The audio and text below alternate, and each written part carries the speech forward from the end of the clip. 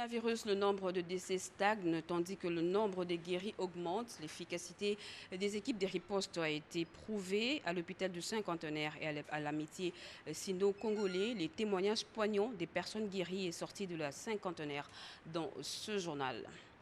Dans les quartiers périphériques de Kinshasa, l'eau potable ne sera plus une denrée rare. La Régie des eaux vient de mettre à leur disposition 7 véhicules citernes pour l'approvisionnement de ces milieux ruraux, une manière de lutter contre le coronavirus. Voilà pour les titres. Mesdames et messieurs, bonsoir et très heureuse de vous retrouver à travers cette grande édition d'information sur la chaîne nationale.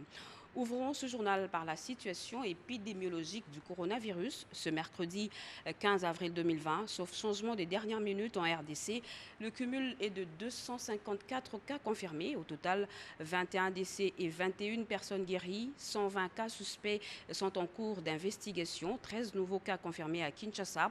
Justement, parlant des personnes guéries, nos confrères Joël Lungenza et Cédric Kenina les ont rencontrés. Elles attestent l'efficacité des équipes de riposte. Ils ont livré leur témoignage. Regardez. Le coronavirus, une maladie très dangereuse, mais pas forcément une fatalité, puisqu'il y en a qui s'en sortent. La RDC enregistre à ce jour 254 cas positifs, parmi lesquels 21 guéris. À l'hôpital de l'amitié sino-congolais de Ndjili, 2 couples mariés atteints du Covid-19 viennent de rejoindre le monde libre après leur guérison. Geste symbolique à la sortie du pavillon de confinement, on se débarrasse de sa combinaison de malade. On embrasse le personnel soignant qui va les accompagner jusqu'à leur résidence pour alerter le voisinage et éviter toute stigmatisation. Voilà ce couple, pasteur de son état, guéri du Covid-19, qui témoigne. Nous étions partis en Europe pour faire l'œuvre de Dieu.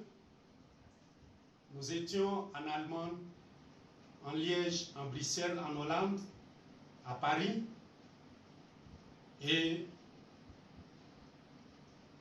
le Seigneur a permis que nous soyons atteints par le coronavirus. Aujourd'hui, après avoir passé 26 jours pénibles dans l'hôpital, parce que moi particulièrement, mon cas était très très difficile, les médecins étaient désespérés, ils nous ont accompagnés même jusqu'à la maison, et ils ne croyaient pas que particulièrement moi j'allais revenir à la vie. Dieu a fait un miracle pour ma sœur. Elle aussi, les 2 premiers tests comme moi ont révélé que les tests étaient positifs. Mais elle n'a développé aucun symptôme. L'hôpital du Cinquantenaire enregistre également ce premier cas de guérison au Covid-19. Ce monsieur qui a voulu garder l'anonymat a passé près d'1 semaine et demie au département des maladies infectieuses. Près d'1 semaine après la collaboration scellée entre le ministère de la Santé, le secrétariat technique contre le coronavirus, la Task Force et l'hôpital du Cinquantenaire. Ce patient guéri est la conjonction des efforts pour venir à bout de cette maladie. J'ai reçu des soins appropriés et maintenant je suis guéri du coronavirus. Donc, il faut venir vite en cas d'alerte. C'est un message que j'envoie aux amis. Merci. Le personnel soignant témoigne et certifie. C'est notre patient qu'on avait reçu ici, un cas d'infection à coronavirus. C'est une maladie réelle, ça existe. Le patient était venu ici. On a prélevé, on a envoyé un INRB qui a confirmé l'infection à coronavirus. Il a suivi son traitement ici jusqu'à la fin. Et quand on a fait l'examen contrôle, il est revenu négatif. Donc notre papa est déclaré guéri. Le ministre de la Santé n'a cessé d'insister sur le fait de se présenter à temps au centre de prise en charge pour garder intactes ses chances de guérison. Quand vous êtes malade et que vous êtes diagnostiqué, et vous avez le coronavirus, venez dans un de nos centres, dans une de nos structures de santé, pour que vous puissiez être soigné gratuitement. Donc ne prenez pas de médicaments à la maison. L'automédication n'est pas conseillée dans ce cas-ci. Malgré la virulence de cette pandémie à l'échelle mondiale, la RDC, avec peu de moyens, arrive jusque-là à tenir le gouvernail d'une crise sanitaire en pleine tempête. Et nous recevons sur ce plateau le directeur de la presse présidentielle, M. Abraham Loakabwanga. Il est venu pour la lecture du communiqué nécrologique suite au décès de Monseigneur Gérard Moulumba, chef de la maison civile du chef de l'État. Bonsoir, M. Loakabwanga. La présidence de la République a la profonde douleur d'annoncer à la communauté nationale et internationale le décès de son Excellence Gérard Moulumba Kalemba, chef de la maison civile du chef de l'État, décès survenu dans la matinée de ce mercredi 15 avril 2020 à la clinique Ngaliema. La présidence de la République saisit cette occasion pour présenter ses condoléances les plus attristées à son Excellence Monsieur le Président de la République, chef de l'État, à la communauté ecclésiastique ainsi qu'à la famille biologique de l'illustre disparu. Le programme des obsèques de feu Monseigneur Gérard Moulumba Kalemba vous sera communiqué ultérieurement. Fait à Kinshasa le 15 avril 2020 pour le directeur de cabinet Désiré Cachemire Kolongele Eberande, directeur de cabinet adjoint. Et justement, un autre message de condoléances émanant du président honoraire Joseph Kabila Kabange adressé au président de la République Félix Antoine Tshisekedi Tshilombo. Monsieur le président et chers frères, c'est avec stupéfaction et grand regret que je viens d'apprendre ce matin le décès de Monseigneur Gérard Moulumba, chef de la maison civile et de surcroît votre oncle paternel. Je partage la peine qui vous étreint en cette douloureuse circonstance. On vous assure de mon soutien fraternel et présente à vous-même et à toute la famille éprouvée. Mes condoléances les plus profondes et les plus attristées. Que l'âme de l'illustre disparu repose en paix. Joseph Kabila Kabange. Et pour lutter contre le coronavirus, une affaire de tous, l'UNIKIN disponibilise son expertise dans la mise en place des stratégies contre cette pandémie. D'autres précisions dans ce commentaire de Cédric Enina. À quelques heures de la fin du confinement total de la commune de la Gombe, décrété pour 14 jours, le chef du gouvernement Ilunga Lunkamba a convoqué ce mercredi 15 avril 2020 les équipes qui travaillent sur le terrain. Le secrétariat technique de la riposte, la task force placée au niveau de la présidence de la République, le gouverneur de la ville de Kinshasa et le commissaire provincial de Kinshasa. Objectif: avoir des éléments d'évaluation. Le constat qui a été fait, c'est que le confinement se déroule plus ou moins bien, mais qu'il y a naturellement des petites zones d'ombre qu'il fallait éclairer, ou éclaircir plus exactement. C'est le travail auquel se sont donnés les différents membres du comité ici présents, à la satisfaction du Premier ministre. À en croire le porte-parole du gouvernement Jolino Makelele, il est possible d'entrevoir le plan de sortie de cette mesure sanitaire. Comme nous sommes à quelques encablures de la sortie du confinement en question, tous les membres ont été unanimes pour dire que ces mesures ne peuvent réussir vraiment que si la population se met en situation de poser les gestes qui ont toujours été recommandés, à savoir les gestes barrières, et s'il y a une certaine discipline qu'elle s'applique à elle-même. Sur le plan sanitaire, le confinement de Gombe a donné des résultats. Pour le surplus, d'autres réunions sont prévues avec des experts pour voir dans quelle mesure sortir du confinement de la Gombe, les modalités et comment attaquer d'autres zones. Mais ce qui est certain, c'est qu'il nous faut de la volonté et surtout de la responsabilité. Et c'est ici l'occasion d'inviter une fois de plus la population quinoise en général à faire preuve de beaucoup de maturité en écoutant ce qu'on donne comme conseil et surtout qu'on sache que nous n'avons pas les moyens d'autres pays industrialisés dont vous voyez les images à la télé et qui risquent, eux, j'allais presque dire l'hécatombe, alors que nous avons le moyen de nous faire comprendre. Donc faisons les gestes qu'il faut. La pratique des gestes barrières demeure l'arme efficace. La prévention est le meilleur traitement. Nous sommes allés vite en besoin. Nous venons de suivre que bientôt, ça sera la fin du confinement au total de la commune de la Gombe. Le Premier ministre Sylvestre Ilunga Lunkamba a présidé ce mercredi une réunion d'évaluation. Nous l'avions dit, la lutte contre le coronavirus est une affaire de tous. L'UNIKIN disponibilise son expertise dans la mise en place des stratégies contre cette pandémie. Cédric Enina nous en parle. L'Université de Kinshasa répond à l'appel du chef de l'État en apportant sa contribution scientifique dans la lutte contre le Covid-19. Pour appuyer les actions du comité technique, ces hauts lieux du savoir vient de mettre en place une commission d'élaboration des stratégies contre le Covid-19. Commission qui échafaude déjà un plan stratégique contre cette pandémie. La commission a élaboré des stratégies à la riposte au Covid-19, axées sur 4 principales thématiques, à savoir le diagnostic, la prévention, la prise en charge et la recherche ayant trait au Covid-19. L'Université de Kinshasa est ainsi prête à mettre son expertise au service de la nation.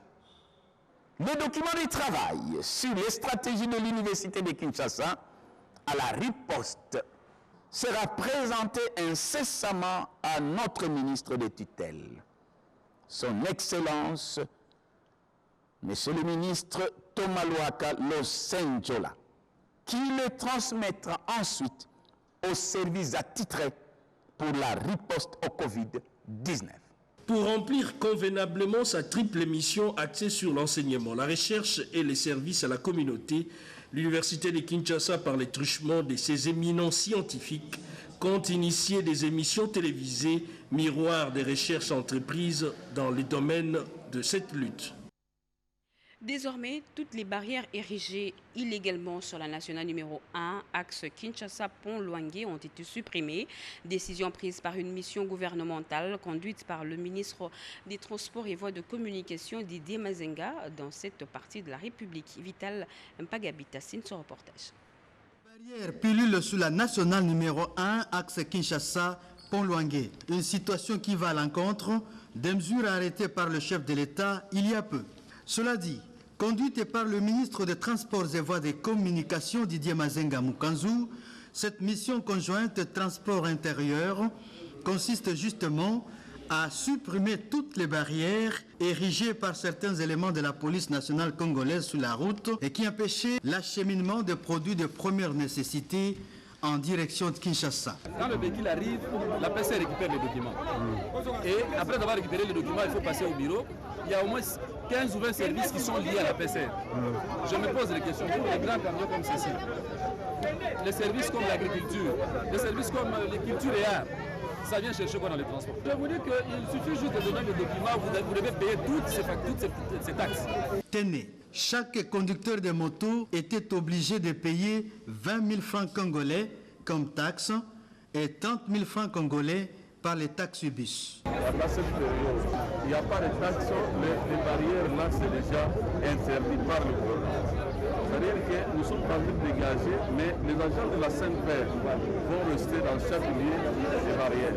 S'ils rentrent encore au niveau de la barrière, ils seront. Ainsi, la population de Lansele, de Doumi, de Mbakana et de Mongata a remercié le chef de l'État, Félix Antoine Tshisekedi Tshilombo, pour avoir mis fin aux tracasseries par la suppression de plus de 32 barrières d'Ekikwit à Kinshasa. Cette camion-citerne pour renforcer la capacité de desserte en eau potable dans les quartiers périphériques de Kinshasa, cette denrée rare ne sera plus un luxe. La direction provinciale de la Régie des eaux, à travers cette acquisition, veut répondre positivement à la demande de la population dans la logique de l'action d'urgence du programme de 100 jours du chef de l'État, mais aussi de lutter contre le coronavirus. Images et commentaires.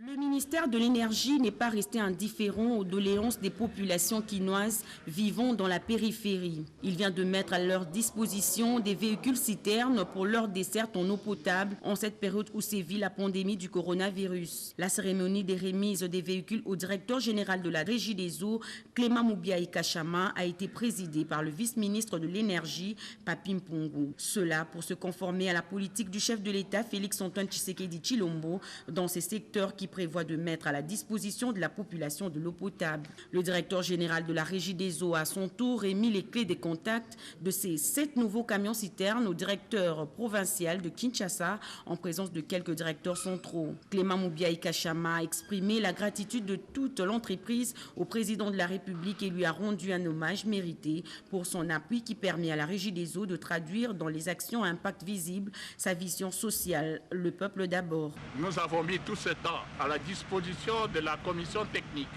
de la Régie des eaux. Ces véhicules vont se promener allègrement à travers la ville et surtout pour desservir les communes et les quartiers les plus reculés en manque d'eau totale, surtout la population la plus démunie.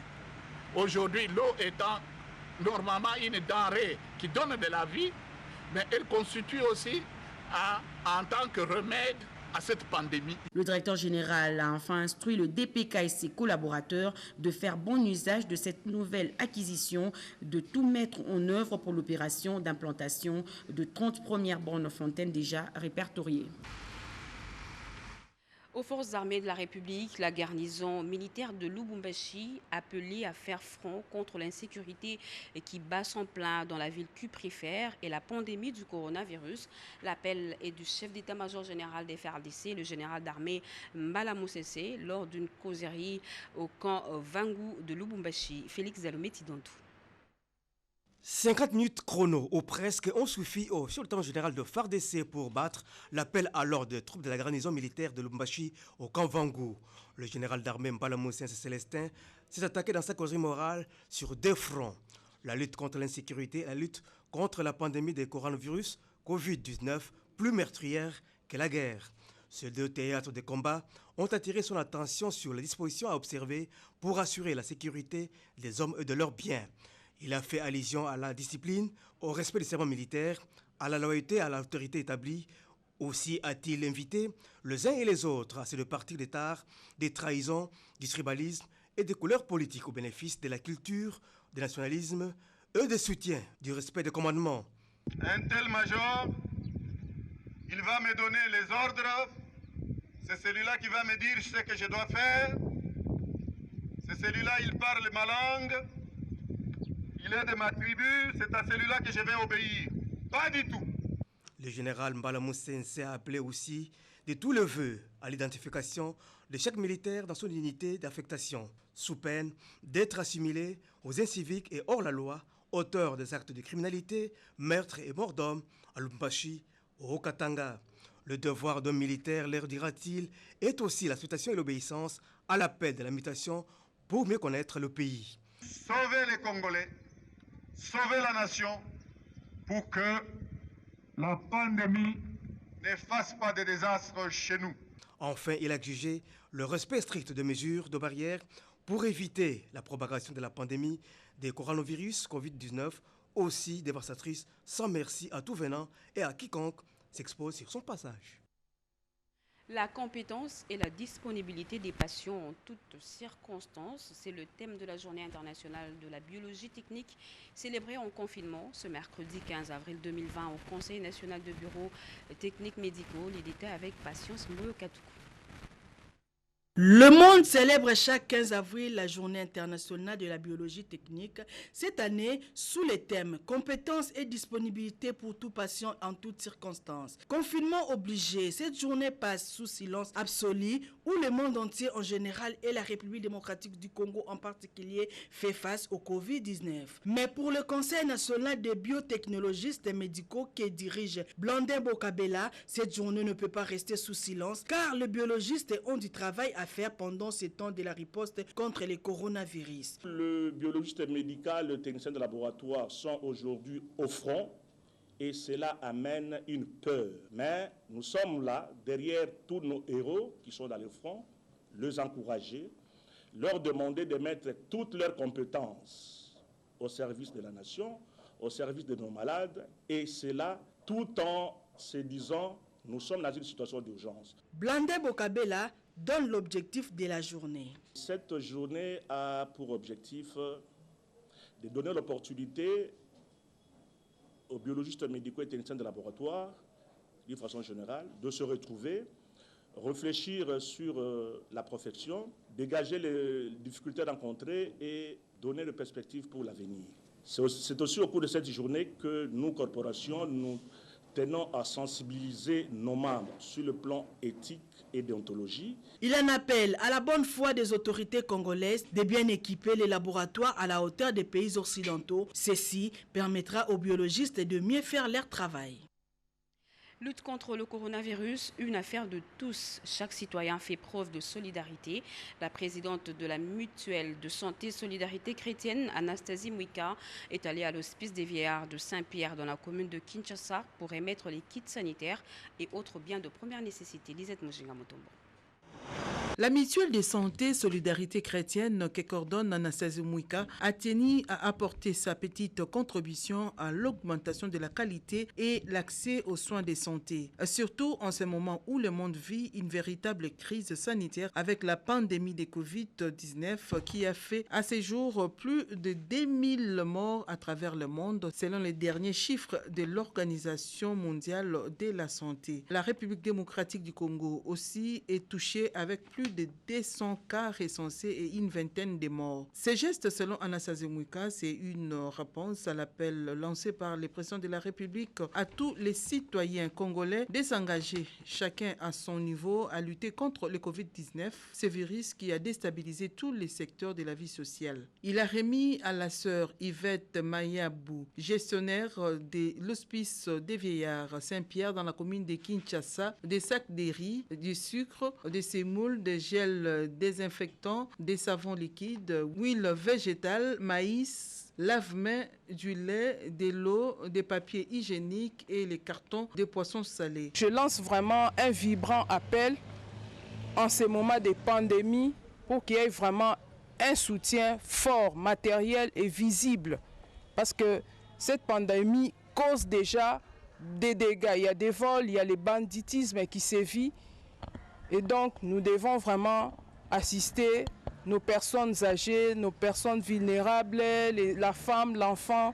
On doit vraiment les assister. Ces gestes de solidarité en faveur des personnes âgées est un signe de foi et de l'espérance car la vie est plus forte que la mort en Jésus-Christ et avec lui, nous vaincrons le Covid-19.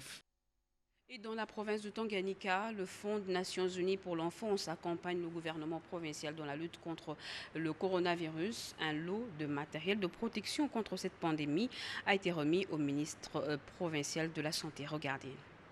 Constitué des 125 kits de lave-mains, 50 cartons de savon, 10 pulvérisateurs, des réservoirs d'eau et 12 000 affiches de sensibilisation en français, Swahili et Lingala. Le Fonds des Nations Unies pour l'enfance, UNICEF, vient de remettre ses outils en termes d'appui au gouvernement provincial du Tanganyika dans la prévention contre la pandémie du Covid-19. La ministre provinciale de la Santé, Moulang Pundu Natacha, en sa qualité de représentante du gouverneur, a salué ces gestes de l'UNICEF qui tombent à point nommé.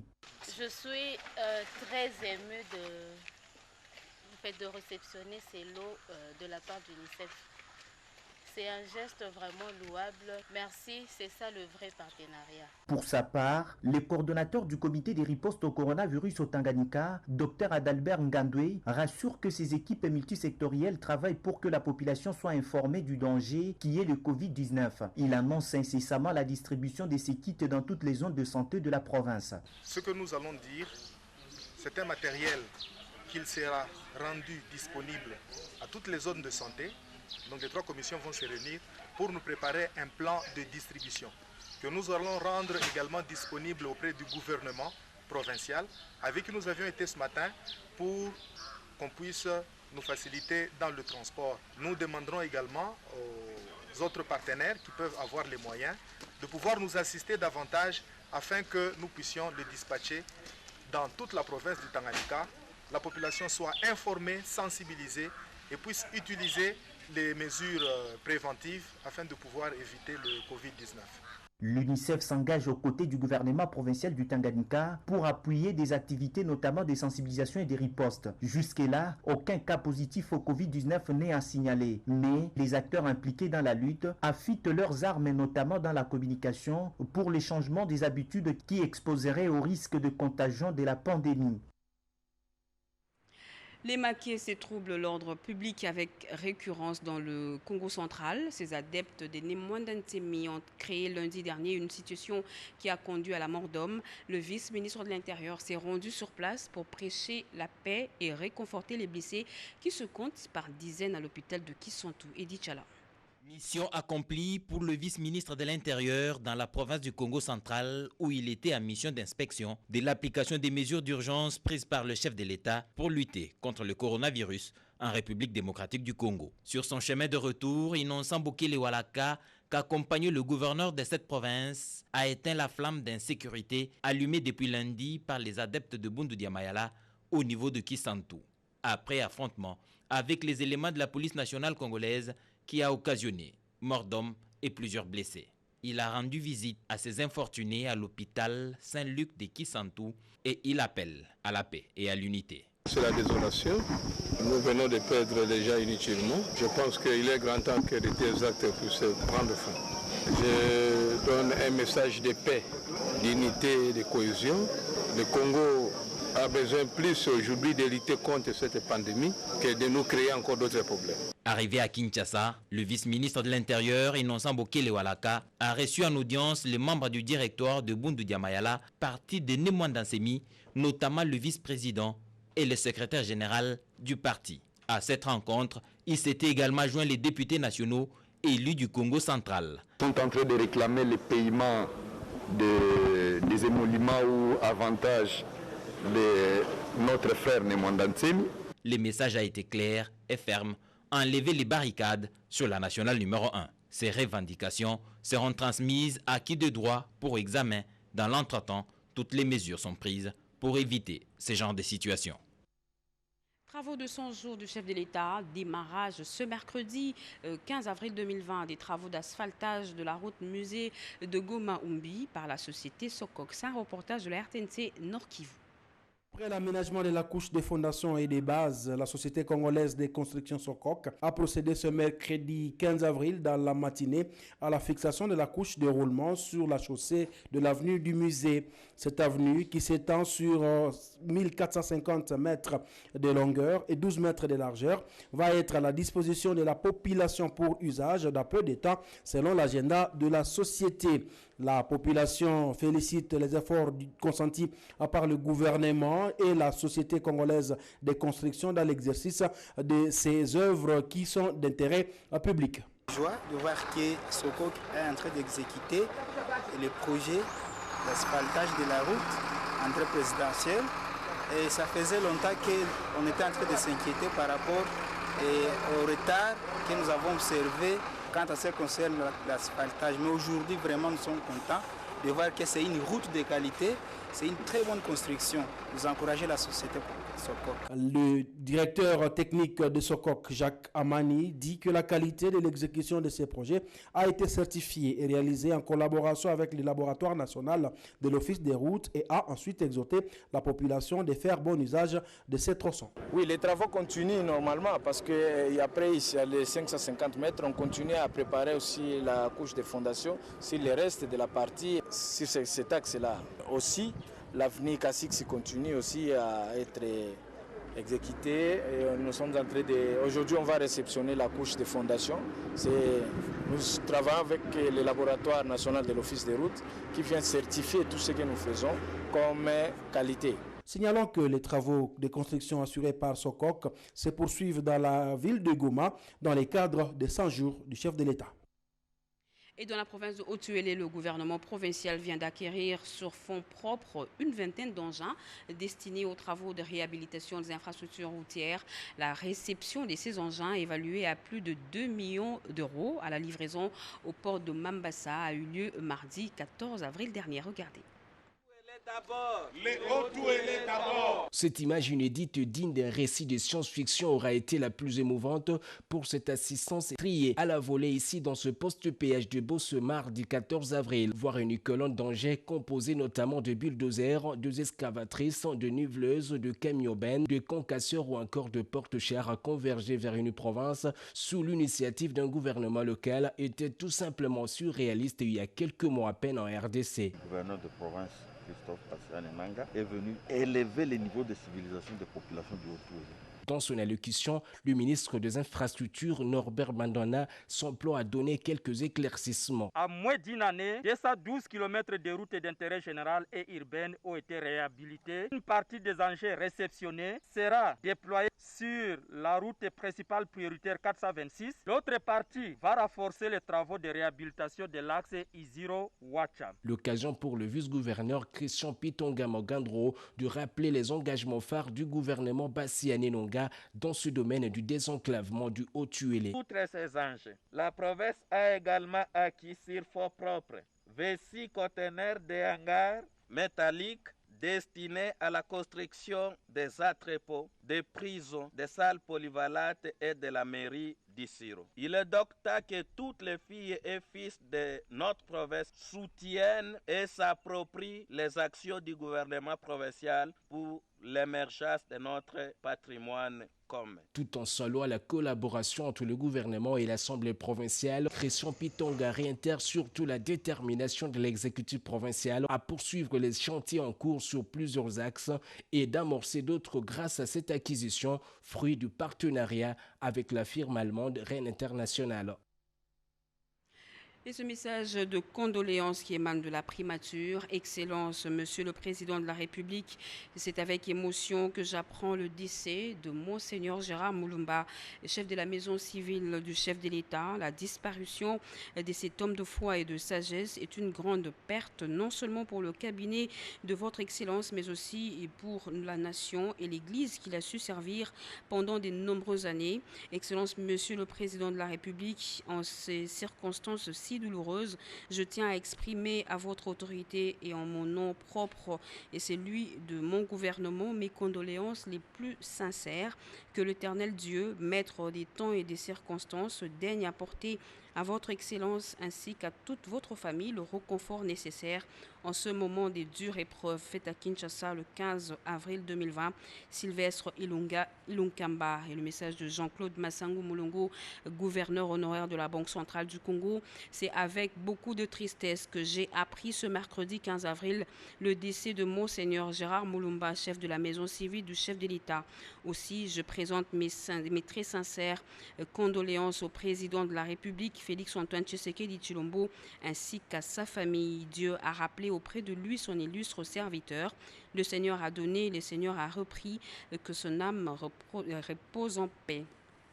Et la présidence du parti exécutif national de l'UDPS a la profonde douleur d'annoncer à l'opinion tant nationale qu'internationale que le parti est de nouveau en deuil. Ce mercredi 15 avril 2020, le brillant homme de Dieu, Monsieur Gérard Moulumba, ancien évêque de diocèse de Mouika, chef de la maison civile du chef de l'État, vient de nous quitter ce matin de manière inopinée de suite à une courte maladie. Nous rendons un digne hommage à ce serviteur de Dieu dont les prières ont toujours accompagné notre parti.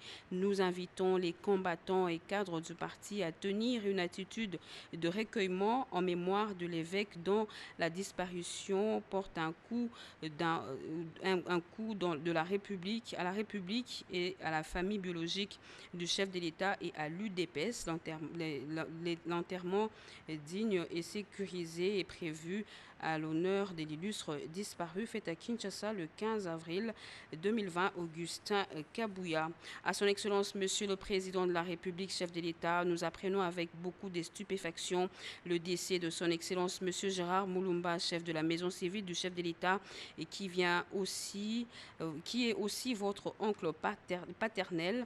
Cette douloureuse épreuve en ce moment particulier de la vie de notre pays et où vous avez le plus besoin de sérénité pour exercer vos lourdes tâches face aux défis du moment. Nous-mêmes, les magistrats du parquet général près la Cour de cassation, ceux des officiers de parquet et l'ensemble du personnel judiciaire y œuvrant à travers le pays, présentons à votre auguste personne nos condoléances les plus attristées ainsi qu'à toute votre famille. Puisse l'Éternel notre Dieu recevoir l'âme de l'illustre disparu dans la félicité de sa demeure. Fait à Kinshasa le 15 avril, le parquet général, le directeur de cabinet Madouda Mwanda, premier avocat général. Et ce témoignage du professeur Sylvain Chikoji suite au décès de Monseigneur Moulumba, recteur du grand séminaire Christ-Roi à Kaboué dans le Kasaï central. Monseigneur Gérard Moulumba a été évêque de Mouika. Le professeur Chikoji salue un prince de l'église, un homme d'ouverture. On l'écoute au micro de Médard Mbouyal Mangala. Oui, je suis un ancien séminariste de Monseigneur Moulumba qui était notre recteur depuis 1981 jusqu'en 1984. Et après, je l'ai connu aussi en tant qu'évêque et plus tard en tant que chef de la maison civile du chef de l'État.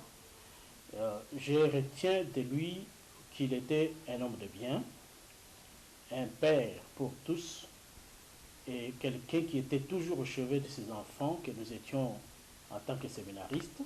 Beaucoup qui sont passés par le grand séminaire Christ-Roi à Kaboué ont un souvenir positif de cet homme qu'on appelait affectueusement Mougère, c'est-à-dire Moulumba Gérard. C'était un homme qui aimait tout, qui aimait la distraction et le football. Je fais partie de ses meilleurs joueurs à ce moment-là. Il était un homme qui aimait beaucoup le sport, surtout le football. Et dans la vie comme telle, c'est un homme toujours ouvert, toujours attentif et qui donnait du temps à quelqu'un qui vient, par exemple, supporter ses doléances ou bien ses plaintes auprès de lui. Tout dernièrement, justement au début du mois de mars, j'ai été chez lui avec certains amis qui venaient des États-Unis, des investisseurs américains. Je suis allé le voir pour le présenter mes amis et parler avec lui, échanger sur une autre chose. Et il a été formidable et il nous a dit qu'il était attentif et qu'il était père pour tous. Et je pense que nous avons perdu un homme d'église, un homme qui était façonné par le sens même de la responsabilité et le sens de l'éthique de la gestion de la vie quotidienne. Et puis, en tant qu'évêque de Mouika, cet homme a été beaucoup aimé dans son diocèse et j'espère qu'il va reposer dans son diocèse comme il est prince de l'Église. Et de cette manière-là, je crois, nous lui souhaitons un bon voyage et que son âme repose en paix. Fin de ce journal, mesdames et messieurs, rédigé par Eric Kabamba, réalisé par Simon Kankolongo sous la coordination de Joël Lungenza. Mesdames et messieurs, merci de l'avoir suivi. Merci à vous qui nous suivez à Kabé à Kamanga dans le Kasaï oriental et partout ailleurs sur satellite. Vous le savez que le monde entier est secoué par le coronavirus, cette pandémie dévastatrice. S'il vous plaît, observez scrupuleusement les mesures mises en place par les autorités sanitaires. Lavez-vous régulièrement les mains et surtout restez chez vous, bien au chaud. L'actualité continue sur nos antennes. Retrouvez à minuit Erudis Kitutu Modiri Zinkionda. Très bon tour de programme sur la chaîne nationale. Au revoir.